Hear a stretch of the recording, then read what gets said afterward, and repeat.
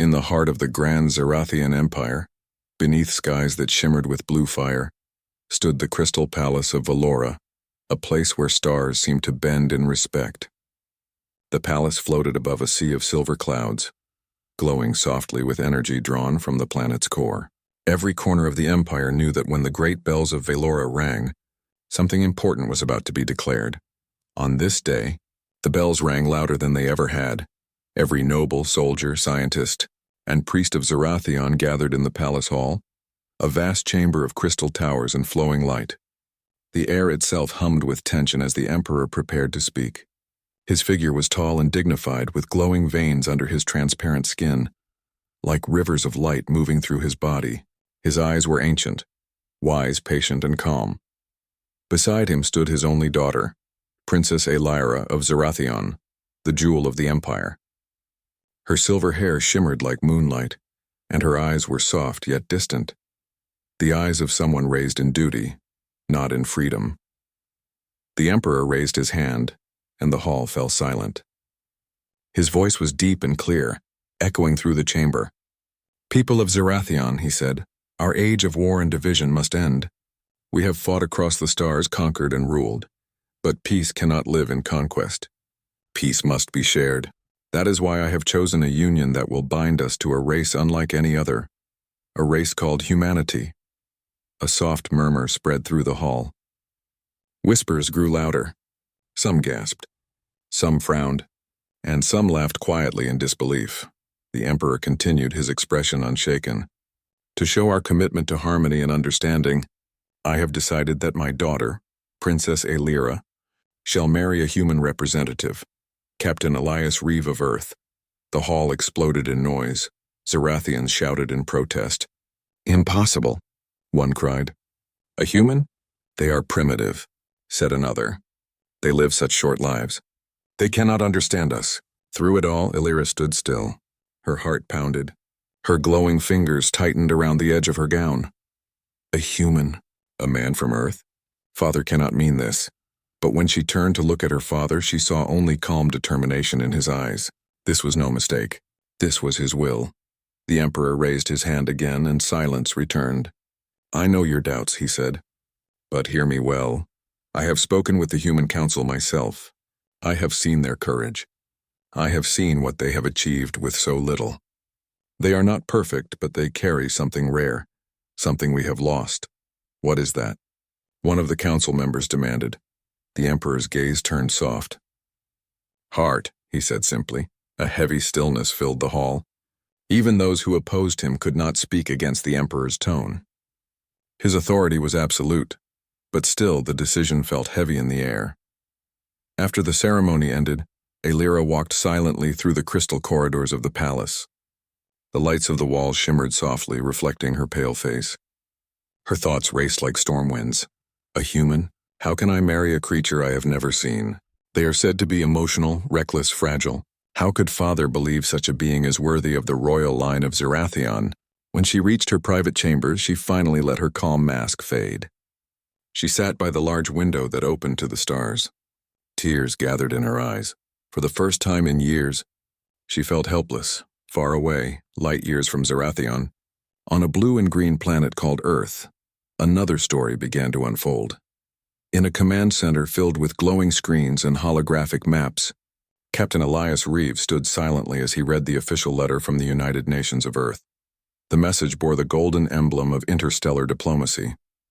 "By order of the Galactic Peace Accord and by request of His Majesty, Emperor Varix of Zerathion, Captain Elias Reeve of Earth is hereby chosen to represent humanity in an alliance marriage with Princess Alyra of Zerathion." He read it again and again, thinking there must be a mistake. Marriage? To an alien princess? Why me? Elias was not a politician or a nobleman. He was a soldier, a man who had seen war, who had lost friends, who had once stared at the stars and wondered if peace was even possible. His record showed bravery and compassion. Maybe that was why they chose him. Still, he could not hide his shock. "You want me to be humanity's groom?" he asked the council ambassador standing before him. The ambassador smiled slightly. "You are brave, Captain. You're also patient, respectful, and human enough to remind them who we are. The Emperor of Zarathion respects you. He believes you can change how both our people see each other. Elias sighed, running a hand through his hair. Change the galaxy, huh? I'm just a man from Earth, yes, the ambassador said softly.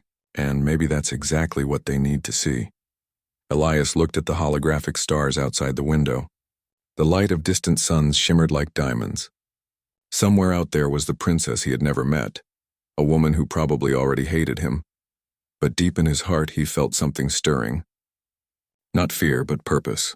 If his duty could bring peace, then he would accept it. He whispered to himself, if I can stop another war, I'll marry the stars themselves. Back on Zarathion, the Emperor found his daughter standing before the great mirror, a living crystal that showed one's emotions as waves of color. My daughter, he said gently, you are silent. Say what troubles you. Elira turned, her voice calm but trembling. Father, how can you ask this of me? You know nothing of these humans. They are weak. They live such short lives. What could such a being offer our people? The Emperor smiled faintly, though sadness flickered in his eyes. Once, long ago, our ancestors were like them, filled with emotion, courage, and imagination. But as we grew in power, we forgot what it meant to feel. We became distant from the very spirit that gave us strength. Humanity still carries that flame. Elira looked away. You speak of them as if they are divine. But Father, they are imperfect, the Emperor nodded. Yes, they are. But perfection is not what keeps civilizations alive.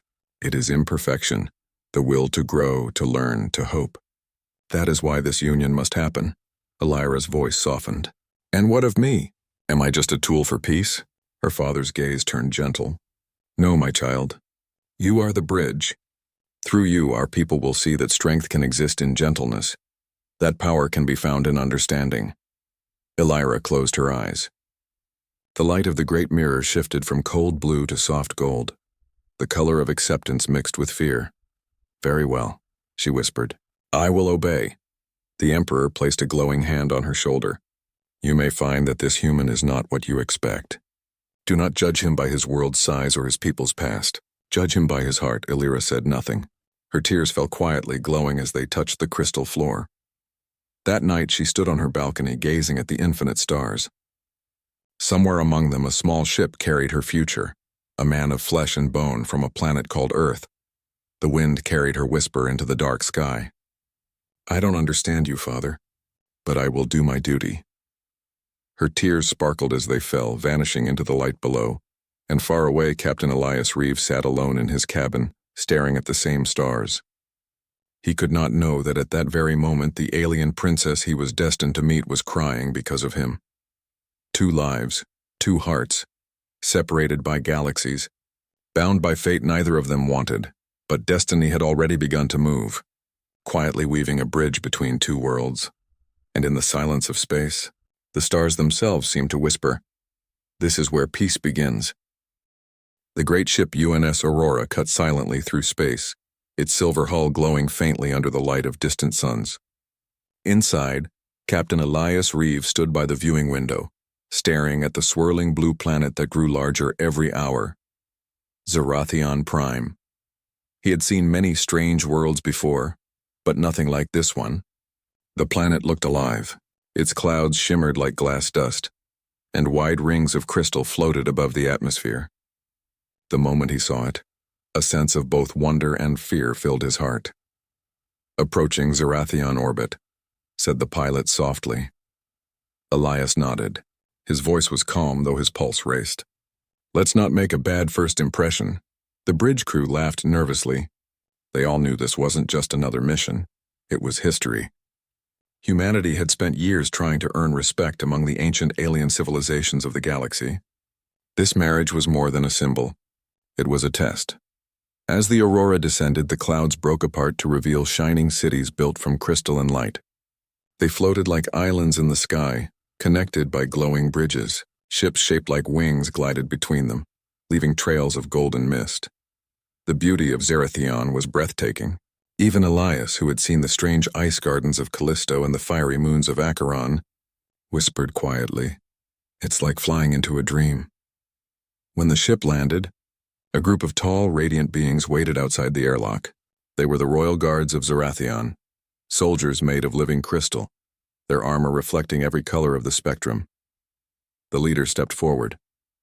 "Captain Elias Reeve of Earth?" "Yes," Elias answered, keeping his voice steady.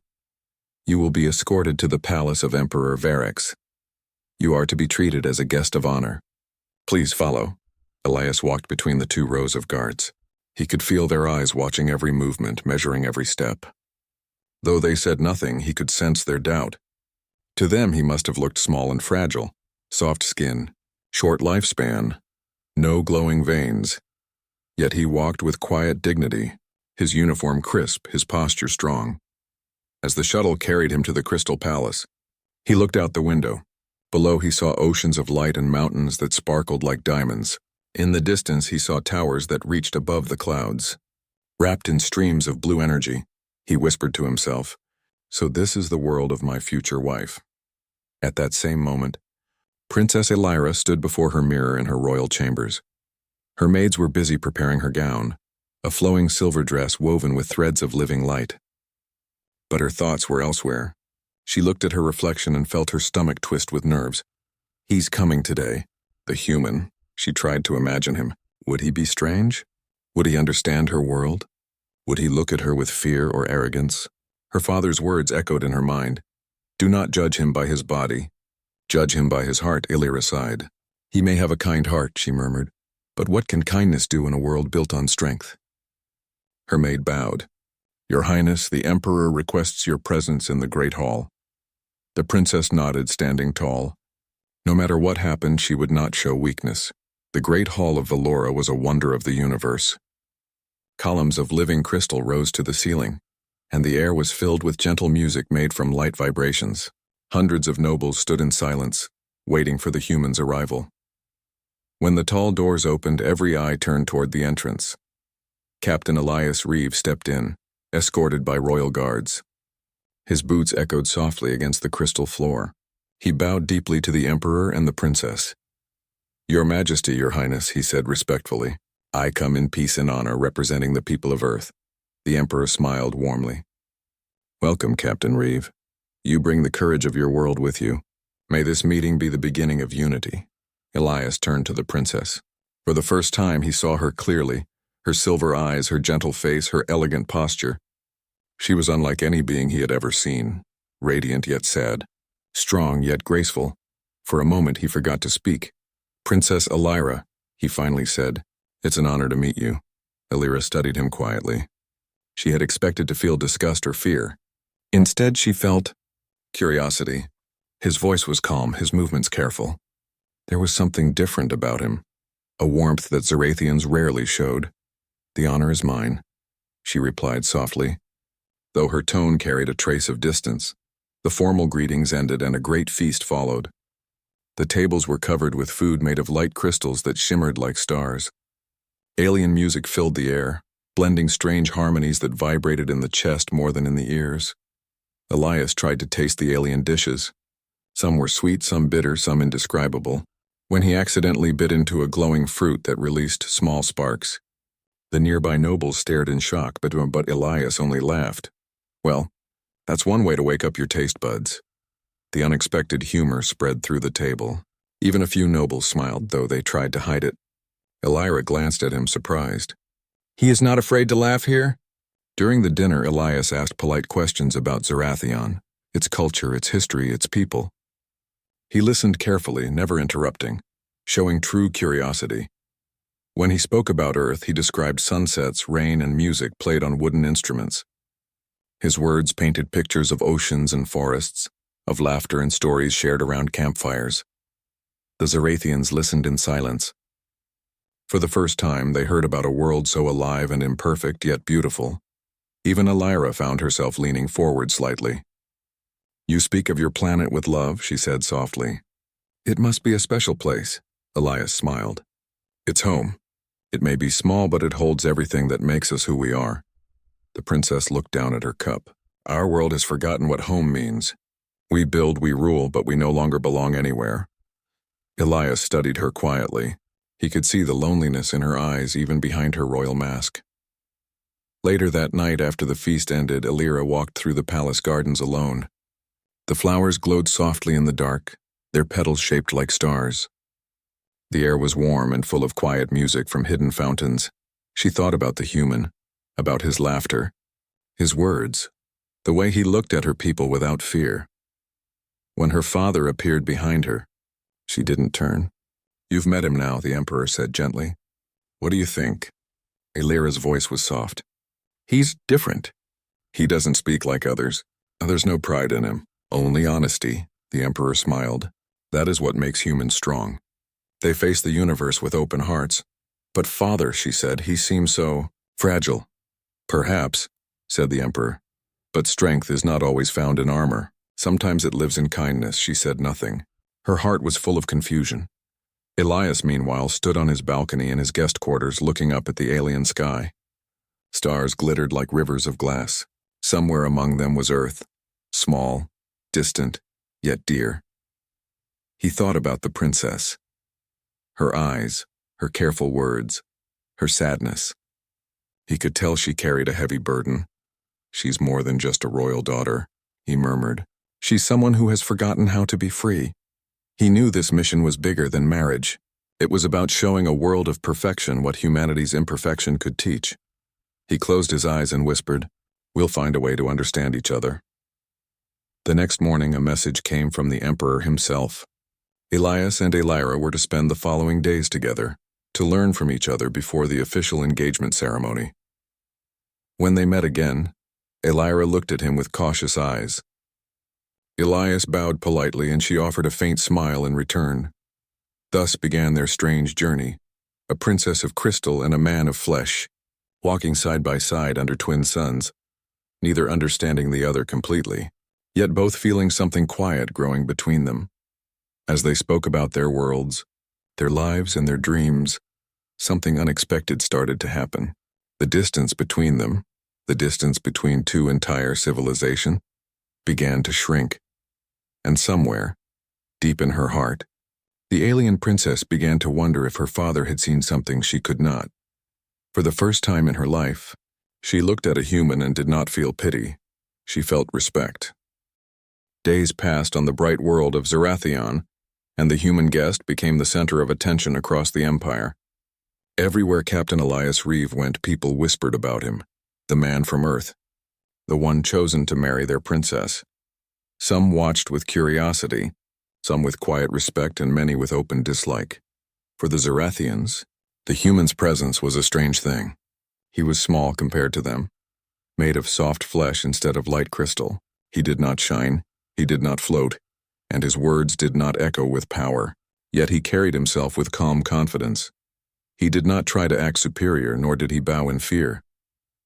He simply walked among them like an equal. That was something many of them had never seen before. One morning, Princess Elira and Elias were walking through the Hall of Stars, a great corridor made of glass that looked out upon the galaxy. They had spent several days together, sharing stories about their worlds. Elias told her about the oceans of Earth, where waves crashed under golden sunsets. Elira listened in silence, her eyes soft. In return, she showed him how Zarathians used light to shape cities and grow crystal trees. She even let him touch one, and when he did, it sang softly, responding to his heartbeat. Elira smiled slightly. "It recognizes you," she said. "It means you have a pure spirit." Elias chuckled. "Or maybe it's just being polite." She laughed quietly, her first real laugh in years. But as they walked, neither noticed the dark figure watching from the shadows. In another corner of the palace, deep beneath the glowing floors, a group of high-ranking Zarathians met in secret. They were members of the Pure Light Council, a group that believed their race was superior to all others. "This union must not happen," said Lord Vicar, a tall Zarathian with red crystal veins that pulsed angrily. "A human in our royal bloodline? It's a disgrace." Another voice hissed, "The Emperor has lost his mind. He risks everything for peace with these creatures." Vekar's eyes burned. "Then we will act before it's too late. We will remind him that Zarathion's power is not meant to be shared." They had already planned everything. During the upcoming Festival of Unity, when the whole city would be powered by the Great Energy Core, they would sabotage it, make it look like an accident. The human would be blamed and the alliance would collapse. The Emperor will have no choice but to cancel the marriage, Vakar said coldly. And the people will stand with us, they all agreed. In secret, they began their work. The day of the Festival of Unity arrived. The skies above Zarathion Prime glowed with ribbons of light. The whole capital city shimmered like a living jewel. Music of energy waves filled the air. Elias watched in amazement. "It's beautiful," he said. Elira stood beside him, wearing a gown made of glowing silver threads. "This festival happens once every century," she explained. "It celebrates the balance between our planet's energy and the hearts of our people." Elias smiled. "On Earth, we celebrate things like this with music and dancing." Elira tilted her head. "Dancing," he nodded. "Would you like to try?" Her eyes widened slightly. "Here, in front of everyone?" "Why not?" he said with a grin. "They're already staring." She hesitated, then laughed softly. Together, they moved slowly under the shimmering lights. The music around them changed as if responding to their steps. Zarathians stopped to watch. Some smiled. Others frowned. It was a simple dance, human and alien, two very different beings moving as one. For a few moments, everything felt peaceful. But peace rarely lasts long. Suddenly, the ground trembled. The lights flickered. The air itself began to hum with a strange, sharp vibration. "What's happening?" Elias asked, looking around. Elira's expression turned to alarm. "The energy core! Something's wrong!" From the palace towers, alarms echoed across the city. Guards shouted, citizens screamed, and the bright skies began to darken. Streams of blue light rose from the ground, uncontrolled energy bursting free. Elias grabbed Elira's arm and pulled her back from the shaking platform. "We need to get to safety." But Elira shook her head. "No, we must reach the control chamber. If the core overloads, the whole city will explode." Without thinking, Elias followed her. They ran through the halls as the walls glowed dangerously. Pieces of crystal fell from the ceiling. Guards rushed past, trying to stabilize the systems. The humming grew louder, like a heartbeat about to burst. In the control chamber, engineers were shouting in panic. "We can't contain it. The regulators are offline." Elira turned to Elias. "The system must be stabilized manually from inside the energy conduit. But it's deadly in there." Elias didn't hesitate. "Tell me what to do." She stared at him in disbelief. "You'll die." "Your body can't survive that energy." He smiled faintly. "Maybe, but if I don't try, everyone dies. You said this world celebrates balance. Maybe it's time to protect it." Before she could stop him, Elias ran toward the conduit hatch. The guards tried to pull him back, but he pushed through. "Just tell me which controls to reach." Elira's voice trembled. "The blue crystal at the center. Align it with the twin pillars. If you fail, the overload will reach the core." "Got it." He entered the chamber and the world became light. The energy around him was blinding. The air shimmered, burning his skin. But Elias forced himself forward. He could hear his heart pounding, his mind screaming for him to stop, but he didn't. Step by step, he reached the control sphere. His hands shook as he touched the glowing crystal. Every nerve in his body felt like it was on fire, but he focused on Elira's voice through the communicator. "Almost there," she cried. "Turn it now, slowly." Elias gritted his teeth, using every bit of strength. "Come on, don't you dare break on me now." The lights flickered once, twice, then suddenly a deep pulse ran through the whole city. The vibration stopped. The hum faded. The light stabilized. The overload was contained. He fell to his knees, exhausted, smoke rising from his gloves. The control room filled with cheers. Elira ran to him as the engineers reopened the hatch. She knelt beside him, her voice breaking. "You're hurt!" He smiled weakly. "Just a few burns. Nothing new. Why did you do it?" she asked softly, tears gathering in her eyes. "Because I could," he said simply. "Because it needed to be done." Her tears fell silently. "You're reckless, foolish, and brave." He looked up at her and smiled. "That's what it means to be human." Later, as the Emperor arrived, the entire hall fell silent. He looked at Elias, then at his daughter. "The human saved our city," he said loudly. When others fled, he stood firm. Many bowed their heads in shame. Even some who had hated humanity felt something shift inside them. The Emperor turned to Elira. "You see now, my child, why I chose this union. Their strength is not in power, but in heart." Elira nodded slowly. "Yes, father, I see it now." That night, when the city lights returned to peace, Elira visited Elias in the medical chamber. He sat quietly, his hands bandaged, looking out the window. "You risked your life for us," she said softly. He shrugged. "Someone had to," she smiled faintly. "You humans, always doing impossible things." Elias turned to her. "Maybe we just don't know when to give up." Elira's voice dropped to a whisper. "And maybe that's why the stars watch over you." For the first time, she reached out and held his hand. Her touch was cool and light, but it made his heart beat faster. Her eyes glowed softly with emotion. "Thank you, Elias Reeve of Earth."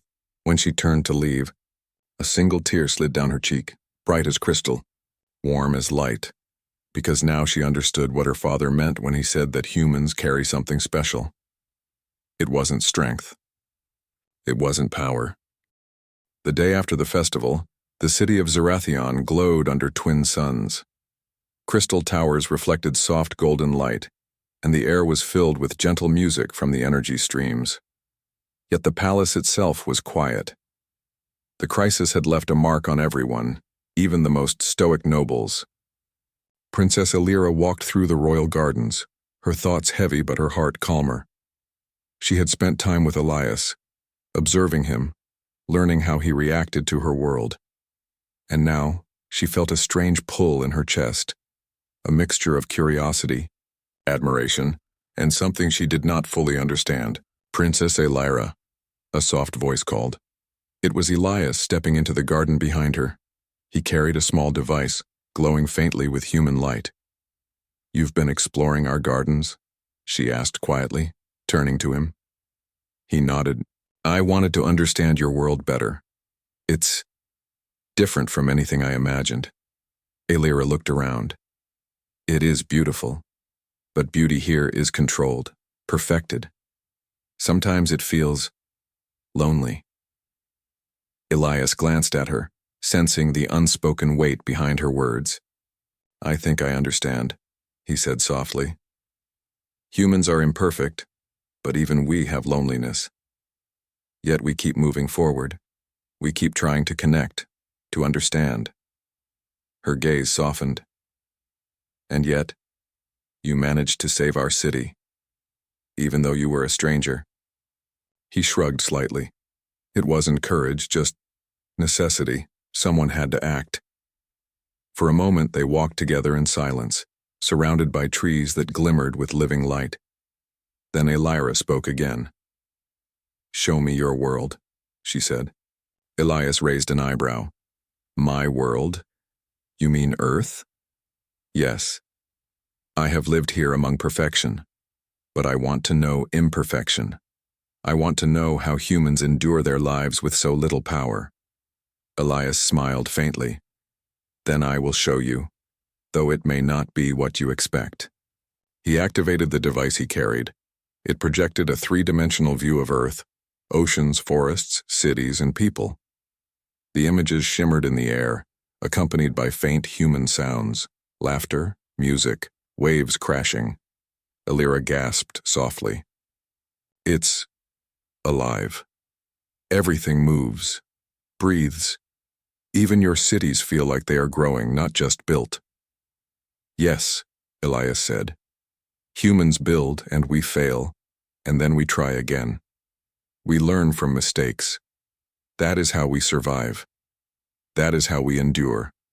She turned to him, eyes wide. "Even with wars and pain, you survive?" He nodded. "Yes, pain teaches. Loss teaches. But hope keeps us moving. Hope is why we can dream of stars and peace." Elira's hands trembled slightly. She had never thought about hope in that way. Zarathians had always focused on control, precision, and strength, but she realized she had never truly hoped for anything. "You make it sound so simple," she whispered. Elias smiled. "Sometimes it's the simple things that matter the most." Over the next days, they continued their private journey.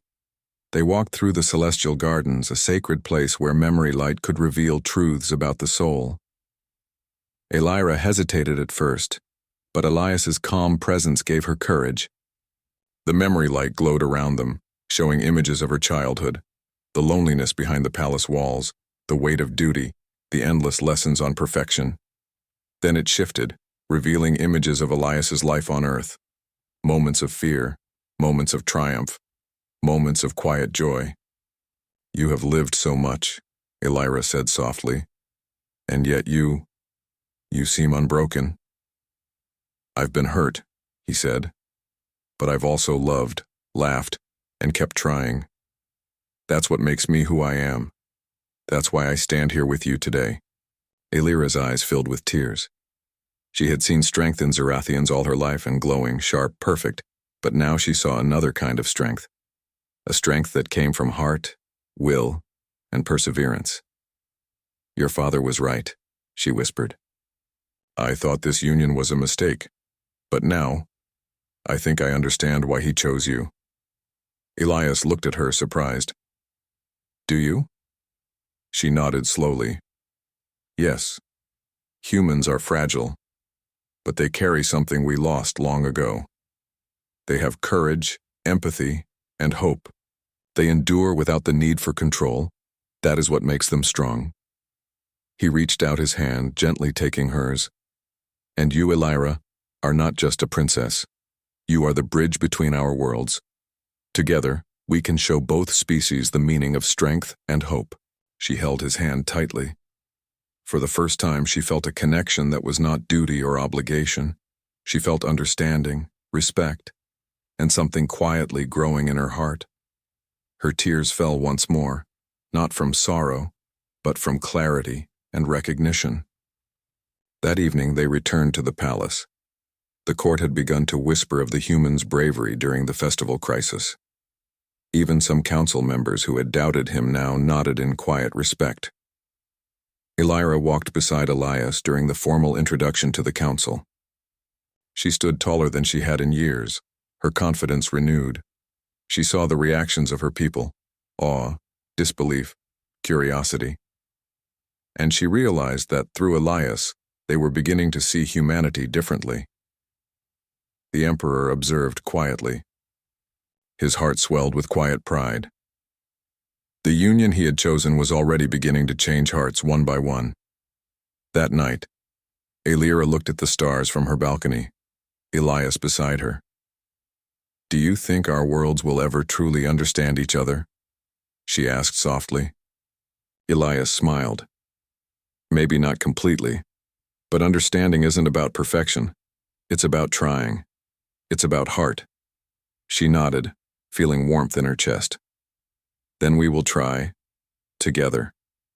And under the twin suns, two very different beings, one human and one Zarathian, began to walk a path toward unity, hope, and an unexpected bond that would change their worlds forever. The morning of the wedding arrived with skies brighter than ever. Crystal towers glowed in the soft sunlight, and the city hummed with anticipation. Citizens from every corner of Zarathion, as well as dignitaries from distant human colonies, had gathered to witness history. Inside the palace, Princess Elira prepared for her ceremony. Her gown shimmered with living light, woven with silver threads that reflected the colors of the sky. Her hair was tied with strands of crystal flowers. Her heart raced, but not with fear. "Are you ready, Your Highness?" asked her maid gently. Elira nodded. "Yes. I am ready to face the stars, and the man my father chose." At the altar, Captain Elias Reeve stood tall in ceremonial attire, a combination of human and Zarathian styles. His hands were steady, his gaze calm. He watched as Elira approached, her presence radiating light and dignity. The Emperor stepped forward, his voice carrying across the vast hall. "Today, we witness the union of two species. Through this bond, we honor courage, understanding, and hope. May this marriage unite not just two hearts, but two worlds." Elira's silver eyes met Elias's brown ones. She saw strength, humility, and unwavering resolve. Elias saw elegance, wisdom, and quiet vulnerability behind her royal mask. When he took her hand, a subtle light shimmered from their joined palms, the hall filled with a golden glow, the symbol of unity. The ceremony continued with words and rituals from both species. The human vows were simple and sincere. I promise to respect, honor, and protect you, and through you, your people. Together we will build understanding between our worlds. The Zarathian ritual was ancient, involving light beams weaving around their bodies. A blessing of longevity, insight, and courage. The beams responded to the combined energy of their hands, creating a dazzling display that left everyone in awe.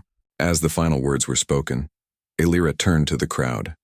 Her voice was strong, clear, and full of emotion. Today, I marry not only a man, but the spirit of humanity. They may be fragile, but within their hearts lies courage, hope, and endurance that even the stars admire. Let this union remind us that true strength is not in perfection, but in the heart. Cheers erupted. Humans and Zarathians alike celebrated, some clapping, some cheering, some wiping tears from their eyes. The barriers of centuries began to fall in that one moment. Later, as they stood on the palace balcony overlooking the city, Elias turned to Elira. "You've changed," he said softly. "Your people will see humans differently because of you." "And you," she replied, smiling, "have shown me what courage, heart, and hope really mean. I no longer see you as fragile, only as strong in ways we have forgotten." They held hands as the twin suns set behind them. The sky was filled with stars, reflecting the light of both Earth and Zarathion Prime. Elira's tears fell once more, but this time they were not sorrowful. They were tears of hope, of understanding, and of a new beginning. Together they looked out at the city, the people, and the stars, two hearts, two worlds, united in courage, hope, and the extraordinary power of humanity. And in that moment, the galaxy seemed a little smaller, a little brighter, and a lot more full of possibility.